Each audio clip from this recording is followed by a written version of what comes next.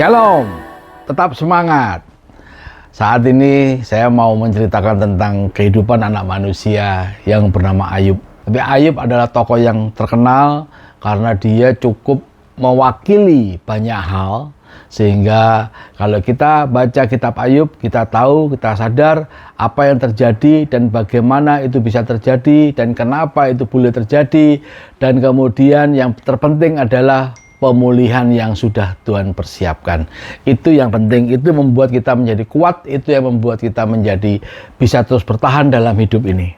Dalam kitab Ayub 1 dikatakan bahwa Ayub adalah laki-laki di tanah Uz yang bernama Ayub. Orang itu saleh dan jujur.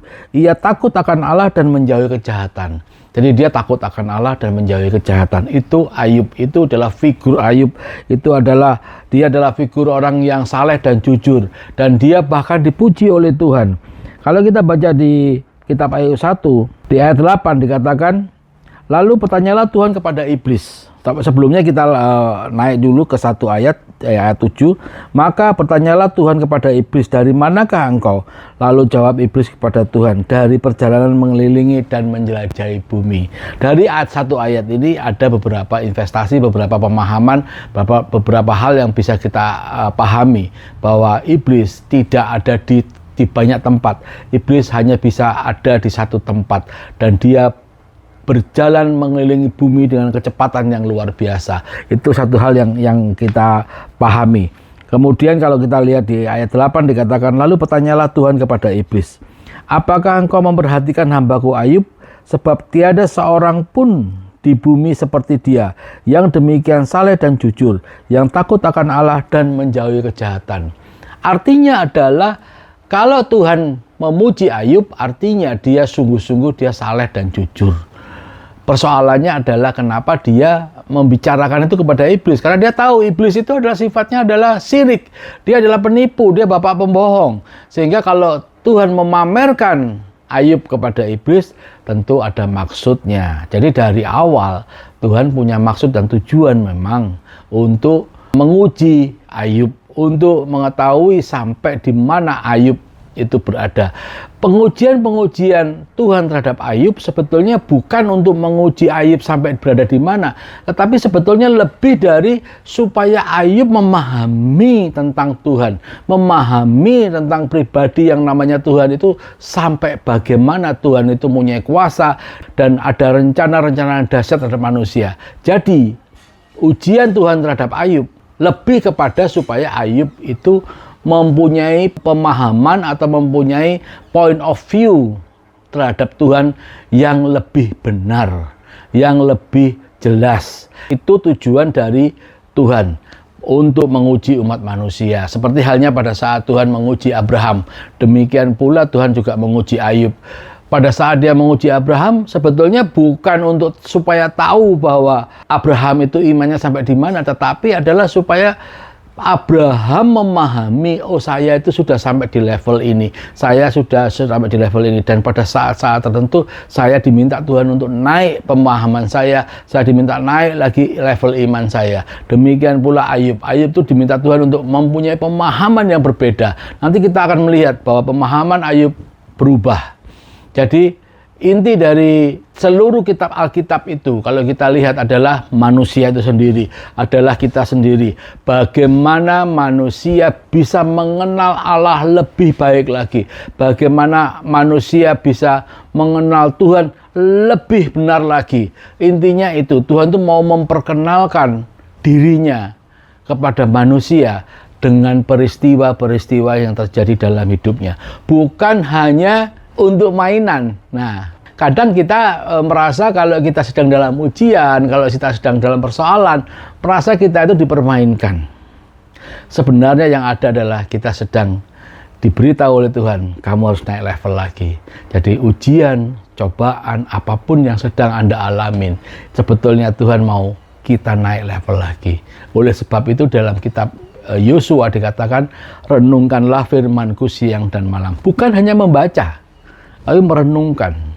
Merenungkan itu jauh lebih dalam daripada membaca. Membaca, orang bisa baca koran, orang bisa baca berita, orang bisa baca satu hal, tapi mungkin pengertiannya tidak dalam. Tapi merenungkan, itu satu hal yang dalam. Oleh sebab itu, mari kita merenungkan kisah Ayub. Ayub mengalami penderitaan yang luar biasa. Saya nggak perlu baca detailnya, tetapi semua orang sudah tahu karena kisah Ayub itu luar biasa, di mana Ayub kehilangan seluruh harta bendanya di dalam satu hari. Seluruh harta bendanya hilang, termasuk rumah dan segala sesuatunya hilang. Hanya dalam waktu satu hari semuanya lenyap. Apakah sampai di situ selesai? Nah, mari kita lihat di Ayub yang kedua. Di Ayub pasal 2, ayat 2, maka bertanyalah Tuhan kepada iblis. Ini pertemuan berikutnya antara Tuhan dengan iblis. Dari manakah engkau? Lalu jawab iblis kepada Tuhan, dari perjalanan mengelilingi dan menjelajah bumi. Firman Tuhan kepada iblis, apakah engkau memperhatikan hambaku Ayub? Sebetulnya Tuhan sedang mempertanyakan bagaimana hasilmu terhadap Ayub, hasil yang kamu lakukan terhadap Ayub. Firman Tuhan kepada iblis, apakah engkau memperhatikan hambaku Ayub? Sebab tiada seorang pun di bumi seperti dia yang demikian saleh dan jujur, yang takut akan Allah dan menjauhi kejahatan. Ia tetap tekun dalam kesalehannya, meskipun, nah ini dia, ini kunci yang penting ya. Meskipun engkau telah membujuk aku melawan dia untuk menyelakakannya tanpa alasan. Jadi jangan cari-cari alasan. Apakah Ayub salah? Apakah Ayub buka celah?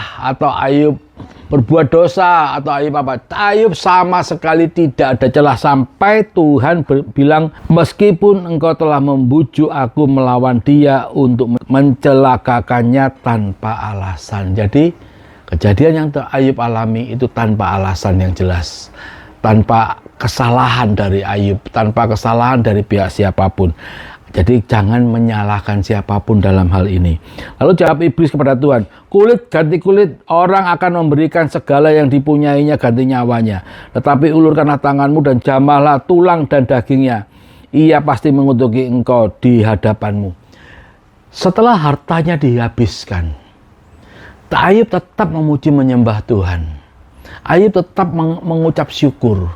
Ucapan syukur ini apakah menyelesaikan masalah? Kadang-kadang kita diminta, kalau kamu sedang masalah, ucapkan syukur. Seringkali aku sudah mengucap syukur, tapi masalahnya belum selesai. Ya, Ayub juga belum selesai. Itu masalahnya, karena pemahaman dan pengertian Ayub belum seperti yang Tuhan mau. Mari kita belajar ketuhanan itu sampai seperti yang Tuhan mau. Jadi iblis nggak terima cuman harta bendanya, sampai kesehatannya. Maka firman Tuhan kepada iblis, nah ia dalam kuasamu, hanya sayangkan nyawanya. Nyawa Ayub tetap ada di kuasa Tuhan. Nyawa seseorang tetap ada di haknya dia yang berkuasa atas hidup kita. Jadi jangan khawatir kalau Anda sedang sakit saat ini. Percayalah, kalau Tuhan menghendaki, pasti bisa disembuhkan. Kemarin juga ada sebuah kesaksian, seorang minta didoakan, anaknya sakit. Saya hanya mendoakan saja, saya kan cuma hanya mendoakan. Artinya apa? Saya nggak berkuasa apa-apa, saya tidak bisa menyembuhkan, tapi yang kembali yang menyembuhkan itu Tuhan. Dan puji Tuhan, besoknya dari HB-nya yang sekian, itunya sekian, saya nggak hafal, tetapi orangnya bilang, besoknya langsung normal semua, dan dokter bilang, sudah boleh pulang. Saya sampai bingung, apakah kok bisa ya? Kok bisa begini ya? Tapi saya menyadari satu hal, Allah itu sangat berkuasa. Apapun keadaan Bapak Ibu, Allah sangat berkuasa. Sakit penyakit Bapak Ibu, kalau ada yang sakit penyakit, percayalah bahwa Allah Maha Kuasa. Dia bisa menyembuhkan, Dia bisa memulihkan. Itu yang kita pegang dari kejadian-kejadian ini. Sampai pada suatu ketika, istrinya pun gak tahan terhadap penderitaan yang dia alamin. Kemudian apa yang terjadi? Ayub menyadari bahwa segala sesuatu memang kuasa Allah. Dan teman-temannya yang datang kepada dia sampai sedih ngelihat, sampai dia ngelihat ini Ayub, saking karena kondisi tubuhnya itu sudah hancur, kondisi kulitnya sudah hancur. Kalau kita tahu mungkin dia mengalami yang namanya tumor kulit atau kanker kulit atau apapun, sehingga kalau kita lihat dalam kisah-kisah itu Ayub luar biasa penderitaannya. Sudah hartanya habis, anaknya meninggal semua, istrinya juga meninggalkan dia, kemudian dia sendiri sakit yang luar biasa. Tetapi Dari Ayub 2 sampai nanti kita ke Ayub 42, kita tahu bahwa Ayub tidak pernah bersalah di dalam memandang Tuhan. Cuman dengan pengertian yang berbeda, maka dia diselesaikan. Saya mau lompat saja. Tuhan akhirnya bertemu dengan dia, Tuhan akhirnya menjawab dia. Cara Tuhan menjawab juga berbeda. Kita tahu cara Tuhan menjawab segala persoalan itu selalu berbeda, tetapi yang penting adalah mengenai kebenaran. Kebenaran yang harus dihadapi oleh kita semua. Kalau kita sedang menghadapi masalah, jangan sampai takut, jangan sampai cemas, jangan sampai gelisah. Percaya semua dalam perlindungan Tuhan. Bapak Ibu yang sedang bermasalah, percaya Anda diciptakan bukan untuk mainan. Anda diciptakan untuk memuji dan menyembah Tuhan. Bukan hanya itu, untuk menikmati segala sesuatunya, untuk mencapai destiny yang sudah Tuhan buat. Saya langsung aja ke Ayub 42, kita lihat bagaimana Tuhan memulihkan dia. Ini yang penting. Setelah Tuhan berbicara tentang alam semesta kepada Ayub, tentang kuasa dia kepada Ayub, tentang binatang-binatang yang dia ciptakan dengan segala hal. Artinya apa? Binatang yang Tuhan ciptakan itu tidak dengan main-main juga, semua dengan perencanaan. Jadi alam semesta ini diciptakan dengan perencanaan, apalagi kita. Kita adalah manusia yang diciptakan segambar dengan Allah. Artinya kita diciptakan dengan desain yang bagus, desain yang paling keren di dunia ini. Kita adalah ciptaan Tuhan yang paling luar biasa. Sehingga kalau kita lihat di Ayub 42 dikatakan, maka jawab Ayub kepada Tuhan, aku tahu bahwa engkau sanggup melakukan segala sesuatu. Itu pemahaman pertama. Dia tahu bahwa Tuhan sanggup melakukan segala sesuatu. Tuhan sanggup mendidik kita. Tuhan sanggup menguji kita dengan cara-cara yang kadang-kadang di luar nalar kita. Tetapi percayalah, segala suatu ujian, segala sesuatu yang terjadi dalam hidup kita, semua sudah Dia perhitungkan. Dan tidak ada rencanamu yang gagal. Nah, ini dia. Pada saat Dia menguji kita, pada saat Dia sedang berbicara kepada kita, Dia tahu kemampuan kita, Dia tahu batas kekuatan kita, Dia tahu batas kekuatan Ayub pada kisah Ayub itu. Kalau Bapak Ibu baca kisah Ayub itu luar biasa. Karena Tuhan tahu bahwa batas, Dia tidak akan melewati batas di mana Ayub mampu bertahan. Tetapi kadang kita manusia atau bahkan Ayub sendiri pada saat itu dia nggak tahu kalau dia mampu sampai di situ, tetapi dia berjalan bersama Tuhan dan dia terus memuji menyembah Tuhan. Dia terus percaya bahwa apa yang dia terima, apa yang dia hadapin, apa yang dia lakukan adalah untuk kebaikan dia. Sehingga kalau kita baca di ayat yang berikutnya, firman-Mu siapakah yang menyelubungi keputusan tanpa pengetahuan? Tuhan membuat keputusan, menguji kita, mengajari kita, memberi kita firman. Itu bukan tanpa pengetahuan, semua dengan pengetahuan. Itulah sebabnya tanpa pengertian aku telah bercerita tentang hal-hal yang sangat ajaib bagiku dan tidak ku ketahui. Kadang karena kita malas membaca Alkitab, kita malas merenungkan firman Tuhan, kita bisa ngomong, kita bisa bercerita tentang banyak hal, bahkan tentang Tuhan, walaupun kita hanya dengar dari kata orang. Sebentar, saya kembali ke ayat 4. Firman-Mu dengarlah, maka akulah yang akan berfirman. Aku akan menanya engkau supaya engkau memberitahu aku. Ayat 5. Hanya dari kata orang saja aku mendengar tentang engkau. Nah, ini kuncinya. Selama ini Ayub mengenal Tuhan hanya dari kata orang. Dia tidak mendengar sendiri. Tuhan adalah Allah yang bisa kita dengar. Dia adalah Allah yang dekat dengan kita. Dia bahkan ada di dalam hati kita. Maka carilah Dia sungguh-sungguh. Tetapi sekarang mataku sendiri memandang engkau. Dia mau kita datang kepada Dia. Oleh sebab itu aku mencabut perkataanku, dan dengan menyesal aku duduk di dalam debu dan abu. Bertobat dia. Dengan pemahaman yang kurang, dia berbicara kepada orang. Nah, saat terakhir dia dengan pemahamannya sendiri karena dia berhadapan-hadapan dengan Tuhan, maka dia tahu apa yang sedang dihadapin. Yang menarik adalah di ayat 7-17 dikatakan begini.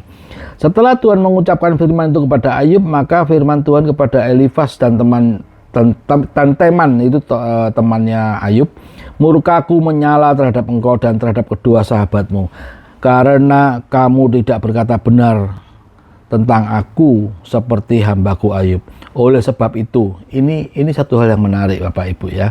Oleh sebab itu, ambillah 7 ekor lembu jantan dan 7 ekor domba jantan. Pergilah kepada hambaku Ayub. Lalu persembahkanlah semuanya itu. Nah, kata semuanya itu ini agak aneh. Sehingga saya harus baca dari versi yang lain. Kalau kita baca dari versi yang lain, versi NIV, di ayat 7 tadi. After the Lord had said these things to Job, he said to Eliphaz and Temanite, I am angry with you and your 2 friends, because you have not spoken the truth about me, as my servant Job has. So now take 7 bulls and 7 rams and go to my servant Job and sacrifice a burnt offering for yourself. Jadi bukan mempersembahkan lembu domba yang diberikan kepada Ayub, tetapi and sacrifice a burnt offering. Tuhan itu tidak pernah berubah pada saat dia memberikan perintah untuk, kalau kita kembali ke versi yang sebelumnya, dikatakan di situ, oleh sebab itu ambillah 7 ekor lembu jantan dan 7 ekor domba jantan dan pergilah kepada hambaku Ayub, lalu persembahkanlah semuanya itu. Kalau kata semuanya itu kita hilangkan, maka artinya adalah lalu persembahkanlah korban bakaran untuk dirimu. Artinya apa? Memang mereka diminta Tuhan untuk memberikan korban bakaran, tetapi bukan kambing, domba, lembu ini yang diberikan kepada Ayub untuk dipersembahkan sebagai korban bakaran, tetapi mereka diminta Tuhan untuk membawa kambing, domba, lembu kepada Ayub, masing-masing 7 ekor, 3 orang, jadi ada 21 ekor lembu, 21 ekor kambing, domba, dan semuanya diberikan kepada Ayub. Setelah itu mereka memberikan korban bakaran untuk pengampunan dosa. Jadi berkat Tuhan itu luar biasa. Ini arti terakhir dari pemulihan keadaan Ayub. Bagaimana Ayub dipulihkan? Apakah kemudian peternakannya langsung kemudian berubah kembali seperti semula dengan ajaib, ada lembu, sapi, domba datang? Enggak, semuanya prosesnya normal. Jadi setelah proses itu semuanya, setelah Tuhan berbicara kepada Ayub, kemudian Tuhan berbicara kepada teman-temannya, dan mereka diminta untuk mengirimkan sapi, lembu, dan domba itu kepada Ayub, dan disitulah modal itu mulai diberikan kepada Tuhan. Jadi percayalah, Tuhan pun sanggup memberikan modalnya, memberikan modal buat kita, apapun kondisi kita. Mungkin ada orang yang sekarang ini sudah hancur, nggak ada harapan. Mungkin ada orang yang sekarang ini habis. Percayalah, pertolongan Tuhan pasti ada. Pertolongan Tuhan itu selalu ada dalam hidup kita. Tinggal kita tunggu waktunya, tinggal kita merubah pemahaman kita, tinggal kita merubah pengertian kita. Pada saat pemahaman dan pengertian kita sudah seperti yang Tuhan mau, maka Tuhan akan memberkati kita. Pada kisah ini, teman-teman Ayub diminta Tuhan untuk mengirimkan itu semua, sehingga Ayub bisa mulai bekerja lagi. Dan kemudian, kalau orang diberkati Tuhan, ini yang luar biasa Bapak Ibu. Apapun yang dikerjakan akan berhasil. Apapun yang dikerjakan akan membuahkan hasil. Mungkin kalau kita seorang peternak mempunyai 7 ekor sapi, kalau kita ternakkan dia, kalau kita tidak di dalam Tuhan, mungkin hasilnya nggak sebanyak yang kalau kita diberkatin Tuhan. Mungkin hasilnya 1-2 ekor ada yang mati. Tetapi kalau seperti Ayub ini yang begitu diberkati Tuhan, dia dengan cepat bisa melipat gandakan hasilnya. Dia bisa menjual, kemudian dia bisa berdagang, dia bisa beternak lagi, terus dia bisa mencari orang lagi, terus berkembang sehingga ternaknya dikatakan di situ semuanya 2 kali lipat dari semula. Kemudian dia punya anak, dan setelah itu kalau kita lihat di ayat 11, dia bukan hanya dipulihkan kekayaannya, relationship-nya pun dipulihkan. Dikatakan sini, kemudian datanglah kepadanya semua saudaranya laki-laki dan perempuan dan semua kenalannya yang lama, dan makan bersama-sama dengan dia di rumahnya.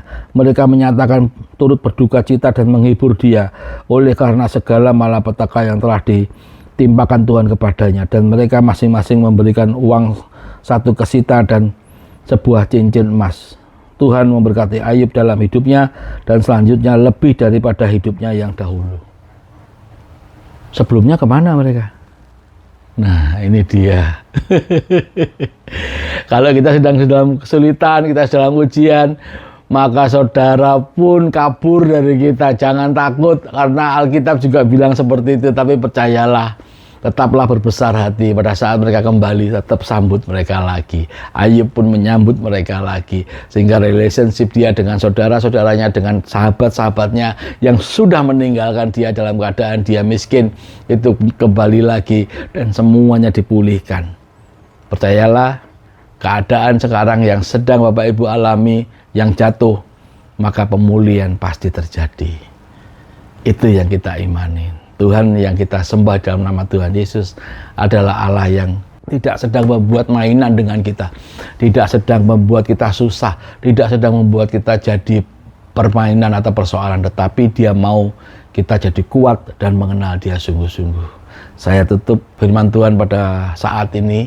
Sampai di sini saya akan berdoa. Terima kasih ya Tuhan, kami mengucap syukur atas kasih-Mu yang luar biasa. Engkau telah menolong kami, Engkau memberkati kami. Bahkan kalau Engkau menguji kami, itu hanyalah untuk supaya kami belajar lebih dalam lagi firman-Mu. Maka sebelum ujian-ujian itu kita alami, lebih baik kami belajar dan merenungkan firman-Mu lebih lagi Tuhan. Sehingga di dalam pengenalan kami akan Engkau, ada hal-hal luar biasa yang Kau buat.